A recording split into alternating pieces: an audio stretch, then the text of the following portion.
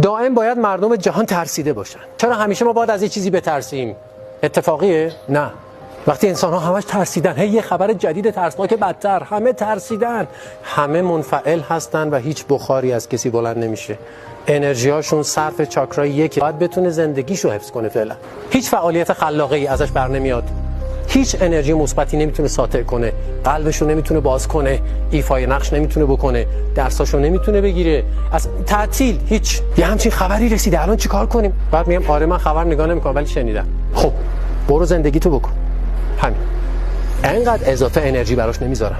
عقلانیت رو داریم، خب زندگی مختل میشه، تمام انرژیام باید بیاد تو این حوزه. قرار نیست این اتفاق بیفته. چرا؟ چون هر واقعیتی رو بهش واکنش نشون بدیم، انرژی های ما در تطابق با اون واقعیت به ارتعاش در میان.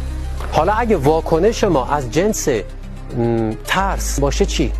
نیرومندترین هیجان عاطفی منفیه. انسان وقتی تو سیستم فایت اور فلایت ترسیده از یه چیزی، انرژی خلاقش تعطیله. در چه وضعیتی قرار میگیره؟ سروایوال مود، وضعیت بقا.